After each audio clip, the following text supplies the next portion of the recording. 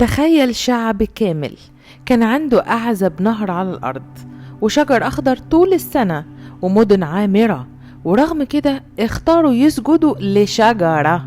ولما نبي ربنا قال لهم سيبوها دي لا بتنفع ولا بتضر، ردوا عليه ازاي؟ حفروا له بير ورموه فيه وغطوه بصخرة وسمعوا صوته وهو بيموت. دول مش خيال، دول أصحاب الرس.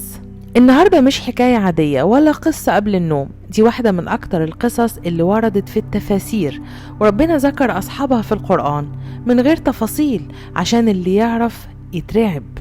وأصحاب الرس اسمه قصير بس وراه دم وشرك وعذاب خلى الأرض نفسها تنتقم. أصحاب الرس يا سيدي هم قوم عاشوا في بلاد المشرق على نهر اسمه نهر الرس، والرس معناها البئر العميقة. كانوا 12 قرية مرصوصين حوالين النهر، ولا في زمانهم نهر أغزر منه ولا أرض أخصب ولا ناس عايشة في نعيم زيهم. لكن النعمة لما تدخل قلب فاسد بتقلب نقمة.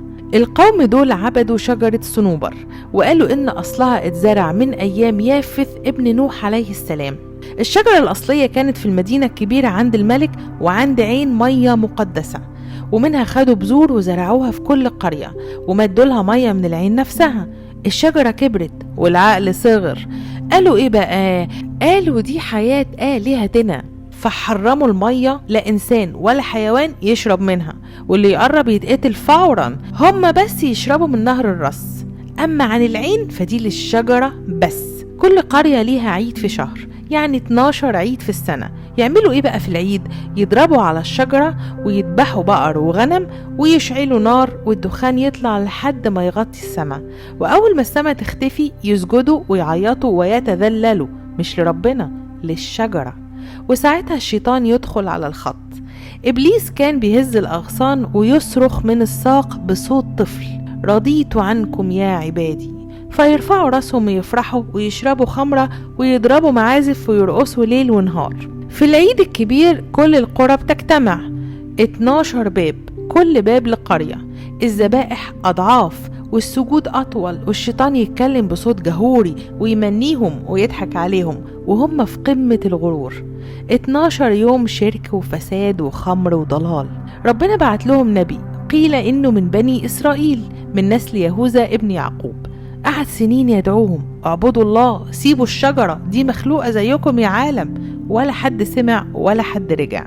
يا رب عبادك كفروا وعبدوا غيرك فأرهم قدرتك. وفي الصباح الشجر كله بقى يابس مات. القوم انقسموا، فريق قال ده سحر وفريق تاني قال آلهتنا غضبانة، والقرار نقتله. نقتل مين؟ النبي. حفروا بير ضيقة عميقة ورموا النبي فيها وسدوا عليه بصخرة. قعدوا يسمعوا صوته: يا رب ضاق مكاني واشتد كربي فاقبض روحي، لحد ما الصوت سكت. في يوم عيدهم ريح نار، الأرض بقت كبريت، سحابة سودة، نار نازلة من السماء، وأجسامهم دابت زي الرصاص، ولا واحد نجا. القصة دي مش للتسلية، دي تحذير. اللي يعبد غير ربنا واللي يقتل الحق واللي يفتكر النعمة ضمان بينسى ان العذاب ممكن يجي فجأة. أصحاب الرس كانوا في نعيم وبقوا عبرة.